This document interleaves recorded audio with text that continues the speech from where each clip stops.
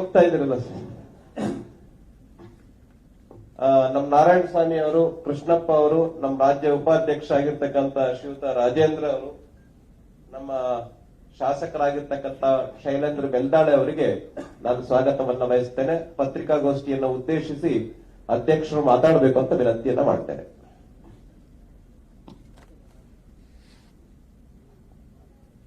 ಆತ್ಮೀಯ ಪತ್ರಿಕಾ ಹಾಗೂ ಮಾಧ್ಯಮದ ಸ್ನೇಹಿತರೆ, 2024ರ ಲೋಕಸಭಾ ಚುನಾವಣೆಯ ಕ್ಷಣಗಣನೆ ಈಗಾಗಲೇ ಶುರುವಾಗಿದೆ. ಯಾವ ಕ್ಷಣದಲ್ಲಾದರೂ ಸಹ ಲೋಕಸಭಾ ಚುನಾವಣಾ ದಿನಾಂಕಗಳು ಘೋಷಣೆ ಆಗ್ತಕ್ಕಂಥದ್ದು. ನಿನ್ನೆ ದಿನ ನಮ್ಮ ಕೇಂದ್ರದ ವರಿಷ್ಠರು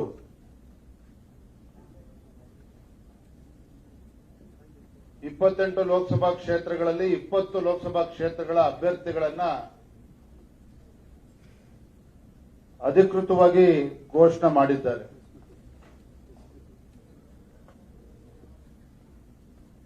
ತಮಗೆಲ್ಲರೂ ಕೂಡ ತಿಳಿದಿರೋ ಹಾಗೆ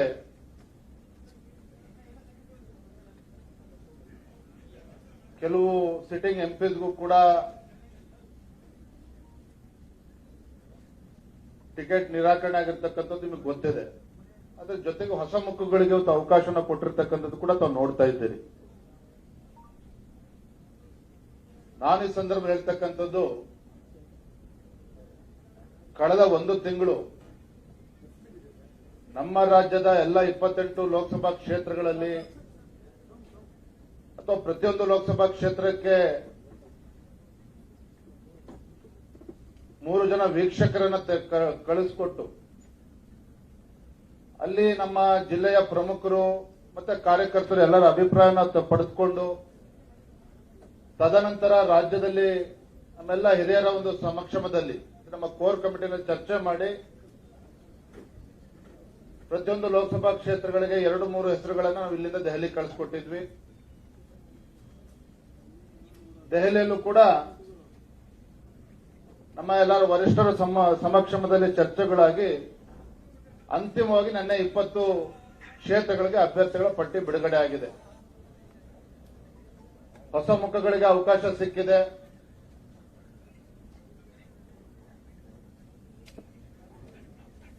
ಹಿಂದುಳಿದ ವರ್ಗಕ್ಕೆ ನ್ಯಾಯ ಕೊಡ್ತಕ್ಕಂಥ ಕೆಲಸವೂ ಕೂಡ ಆಗಿದೆ. ವಿಶೇಷವಾಗಿ ನನಗೆ ಹೆಮ್ಮೆ ತರ್ತಕ್ಕಂಥ ವಿಚಾರ ಅಂತ ಹೇಳಿದ್ರೆ, ಮೈಸೂರು ಮಡಿಕೇರಿ ಲೋಕಸಭಾ ಕ್ಷೇತ್ರ, ಮೈಸೂರಿನ ರಾಜಮನೆತನದ ಬಗ್ಗೆ ವಿಶೇಷವಾಗಿ ಹಳೆ ಮೈಸೂರು ಭಾಗದ ಜನತೆಗೆ ವಿಶೇಷವಾದಂತ ಗೌರವನೂ ಕೂಡ ಇದೆ, ಪ್ರೀತಿನೂ ಕೂಡ ಇದೆ. ಯಾಕೆಂತ ಹೇಳಿದ್ರೆ ಇಡೀ ಭಾರತದಲ್ಲಿ ಅಂತ ಹೇಳಿದ್ರೆ ಇಡೀ ವಿಶ್ವದಲ್ಲೇ ಬಹುಶಃ ತಮ್ಮ ಸರ್ವಸ್ವವನ್ನು ಕೂಡ ಸಮರ್ಪಿಸಿ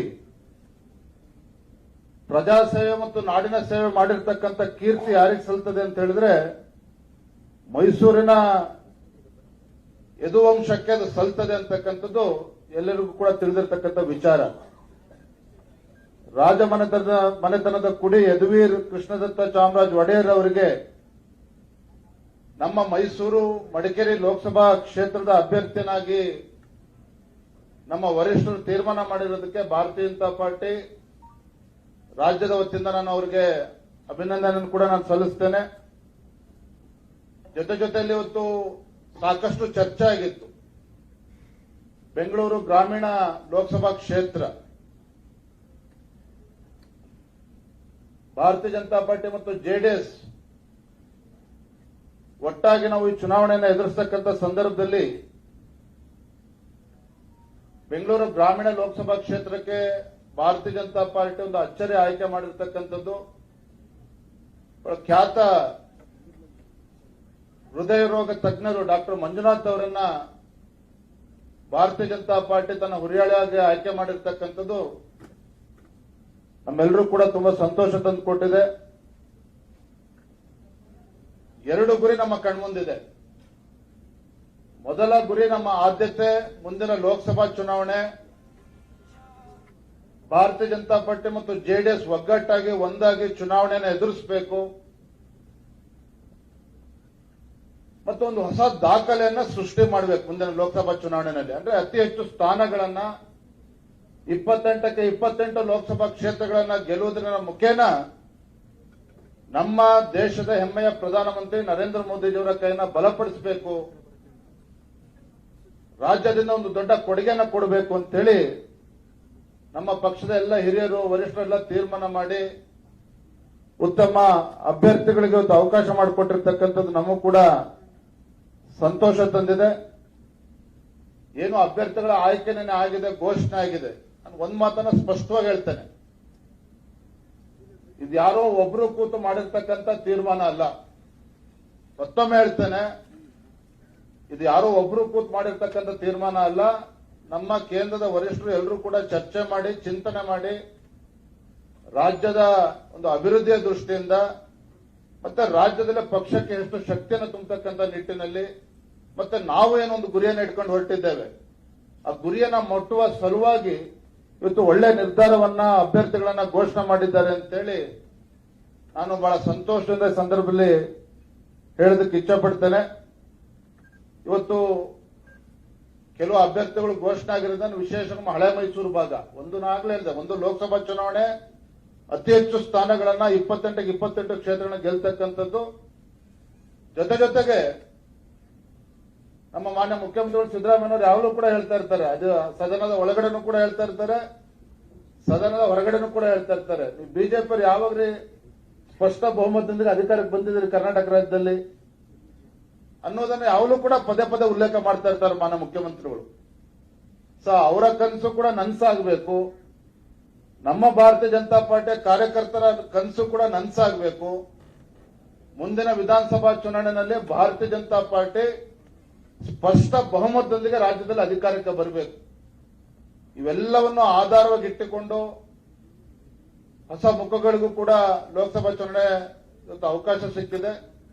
ನಮಗೆ ವಿಶ್ವಾಸ ಇದೆ, ಸಂಪೂರ್ಣ ವಿಶ್ವಾಸ ಇದೆ, ನಮ್ಮ ರಾಜ್ಯದ ಎಲ್ಲ ನಾಯಕರು ಒಗ್ಗಟ್ಟಾಗಿ ಒಂದಾಗಿ ನಮ್ಮ ಕಾರ್ಯಕರ್ತರ ಶ್ರಮ, ಯಾಕಂದ್ರೆ ಭಾರತೀಯ ಜನತಾ ಪಾರ್ಟಿ ನಮ್ಮ ಶಕ್ತಿ ಏನಪ್ಪಾ ಅಂತ ಹೇಳಿದ್ರೆ ನಮ್ಮ ಆಧಾರನೇ ನಮ್ಮ ಕಾರ್ಯಕರ್ತರು. ಕಾರ್ಯಕರ್ತರ ಒಂದು ಶ್ರಮ, ರಾಜ್ಯದಲ್ಲಿ ಇವತ್ತು ಕೇಂದ್ರದಲ್ಲಿ ಇರ್ತಕ್ಕಂಥ ಒಂದು ಮೋದಿಜಿ ಪರವಾಗಿರ್ತಕ್ಕಂಥ ಒಂದು ವಾತಾವರಣ, ನರೇಂದ್ರ ಮೋದಿಜಿಯವರ ಜನಪ್ರಿಯತೆಯನ್ನ ಮತವಾಗಿ ಪರಿವರ್ತನೆ ಮಾಡತಕ್ಕಂಥ ಶಕ್ತಿ ನಮ್ಮ ಕಾರ್ಯಕರ್ತರಲ್ಲಿದೆ. ಹಾಗಾಗಿ ಈ ಒಂದು ವಿಶ್ವಾಸದ ಮೇಲೆ ನಾನು ಮತ್ತೊಮ್ಮೆ ಹೇಳ್ತೇನೆ, ಮುಂದಿನ ಲೋಕಸಭಾ ಚುನಾವಣೆ ರಾಜ್ಯದಲ್ಲಿ ಒಂದು ಹೊಸ ದಾಖಲೆ ಸೃಷ್ಟಿಯಾಗೋದಿದೆ. ಭಾರತೀಯ ಜನತಾ ಪಾರ್ಟಿ ಮತ್ತು ಜೆಡಿಎಸ್ ಒಗ್ಗಟ್ಟಾಗಿ ಒಂದಾಗಿ ರಾಜ್ಯದ ಎಲ್ಲ 28 ಲೋಕಸಭಾ ಕ್ಷೇತ್ರಗಳಲ್ಲಿ ಗೆಲ್ಲೋದಕ್ಕೆ ನಾವು ಶಕ್ತಿ ಮೇಲೆ ಪ್ರಯತ್ನ ಮಾಡ್ತೇವೆ ಮತ್ತು ಯಶಸ್ವಿನೂ ಕೂಡ ಆಗ್ತೇವೆ ಅಂತೇಳಿ ಈ ಸಂದರ್ಭ ಹೇಳೋದಕ್ಕೆ ಇಚ್ಛಪಡ್ತೇನೆ. ಈಶ್ವರಪ್ಪ ಅವರು ಇಂಡಿಪೆಂಡೆಂಟ್ ಆಗಿ ನಿಲ್ತೀನಿ ಅಂತ ಇದ್ದಾರೆ.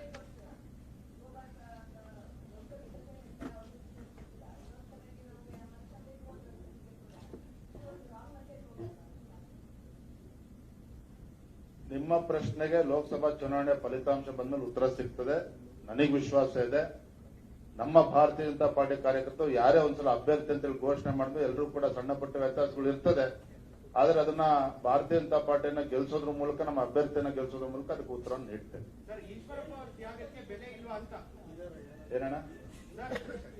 ಈಶ್ವರಪ್ಪ ಅವರು ಇಂಡಿಪೆಂಡೆಂಟ್ ಆಗಿ ನಿಲ್ತೀನಿ ಅಂತ ಹೇಳಿದ್ದಾರೆ, ಅವ್ರು ಮಾಡಿರೋ ತ್ಯಾಗಕ್ಕೆ ಬೆಲೆ ಇಲ್ವಾ ಅಂತಾನು ಕೇಳ್ತಾ ಇದ್ದಾರೆ. ಹಿರಿಯರು ಅವ್ರ ಜೊತೆ ಸಂಪರ್ಕದಲ್ಲಿದ್ದಾರೆ, ಎಲ್ಲ ಸರಿ ಹೋಗ್ತದೆ ಅನ್ನೋ ವಿಶ್ವಾಸ ನಮಗಿದೆ. ಸ್ಟ್ರಾಟಜಿ ಸಿಂಪಲ್ ಆಗಿದೆ, ಬಹಳ ಕಷ್ಟ ಏನಿಲ್ಲ. ಎಲ್ಲ 28 ಕ್ಷೇತ್ರಗಳನ್ನ ಗೆಲ್ಲಬೇಕು ಭಾರತೀಯ ಜನತಾ ಪಾರ್ಟಿ ಜೆಡಿಎಸ್ ಅನ್ನೋದು ಮೊದಲನೇ ಸ್ಟ್ರಾಟಜಿ. ಎರಡನೇ ಸ್ಟ್ರಾಟಜಿ, ಮುಂದಿನ ವಿಧಾನಸಭಾ ಚುನಾವಣೆ ಯಾವತ್ತೇ ನಡೆದ್ರು ಸಹ ಸಿದ್ದರಾಮಯ್ಯನವ್ರ ಕನಸೇನಿದೆ, ನಮ್ಮ ಬಿಜೆಪಿ ಕಾರ್ಯಕರ್ತರ ಕನಸೇನಿದೆ, ಬಿಜೆಪಿ ಸ್ಪಷ್ಟ ಬಹುಮತದೊಂದಿಗೆ ಅಧಿಕಾರಕ್ಕೆ ಬರಬೇಕು, ಆ ಕನಸು ನನ್ಸಾಗಬೇಕು. ಎರಡು ಆಧಾರವಾಗಿ ಹಿಡ್ಕೊಂಡು ಸ್ಟ್ರಾಟಜಿ ಮಾಡಿದ್ದಾರೆ ಕೇಂದ್ರದ ವರಿಷ್ಠರು. ಖಂಡಿತ ಸಾಮರ್ಥ್ಯ ಇಲ್ಲ ಅಂತಕ್ಕಂಥದ್ದೆಲ್ಲ ಅವ್ರ ಪಕ್ಷಕ್ಕೆ ಅವ್ರದೇ ಆದಂತಹ ಕೊಡುಗೆ ಇದೆ. ಕ್ಷೇತ್ರದಲ್ಲಿ ಅಭಿವೃದ್ಧಿ ಕೆಲಸಗಳನ್ನು ಮಾಡಿದ್ದಾರೆ, ಕಾರ್ಯಕರ್ತರ ಪ್ರೀತಿಯನ್ನು ಕೂಡ ವಿಶ್ವಾಸವನ್ನು ಕೂಡ ಗಳಿಸಿಕೊಂಡಿದ್ದಾರೆ. ಆದ್ರೆ ಕೆಲವು ಸಂದರ್ಭದಲ್ಲಿ ನಮ್ಮ ವರಿಷ್ಠರು ಕೆಲವು ತೀರ್ಮಾನವನ್ನ ಮಾಡ್ತಾರೆ, ಅದು ಯಾವಾಗ ಏನೇ ತೀರ್ಮಾನ ಮಾಡಿದ್ರು ಕೂಡ ಅದು ಪಕ್ಷದ ಹಿತದೃಷ್ಟಿಯಿಂದ ಇರ್ತದೆ.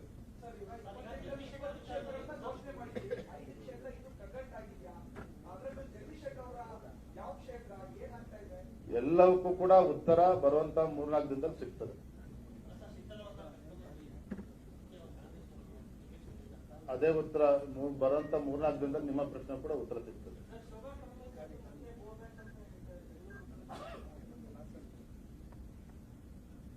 ಎಲ್ಲದಕ್ಕೂ ಕೂಡ ಲೋಕಸಭಾ ಚುನಾವಣೆ ಫಲಿತಾಂಶದ ಮುಖೇನ ಉತ್ತರ ಕೊಡ್ತೇವೆ. ಎಲ್ಲರನ್ನೂ ಕೂಡ ವಿಶ್ವಾಸಕ್ಕೆ ತೆಗೆದುಕೊಂಡು ಒಗ್ಗಟ್ಟಾಗಿ ಕೆಲಸ ಮಾಡ್ತೇವೆ. ಶೋಭಾ ಕರಂದ್ಲಾಜೆ ಅವ್ರನ್ನು ಕೂಡ ನಿಶ್ಚಿತವಾಗಿ ಗೆಲ್ಲಿಸ್ತೇವೆ. ನಮ್ಮ ಕಾರ್ಯಕರ್ತರು ಗೆಲ್ಲಿಸ್ತಾರೆ.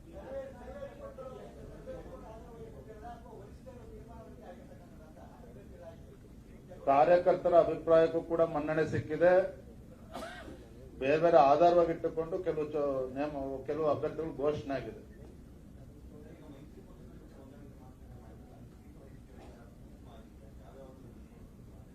ಇದೆಲ್ಲವೂ ಕೂಡ 3-4 ದಿನದಲ್ಲಿ ಉತ್ತರ ಸಿಗ್ತದೆ. ಆನ್ಲೈನ್ ಆಗ್ತದೆ. ಸೇರ್ಪಡೆ ಆಗಿದೆ ಆದ್ಮೇಲೆ ಪಕ್ಷ ಸೇರ್ಪಡೆ ಆದ್ಮೇಲೆ ಇದಾಗಿದೆ. 3-4 ದಿನದಲ್ಲಿ ಉತ್ತರ ಸಿಗ್ತದೆ. Thank you. ಧನ್ಯವಾದ.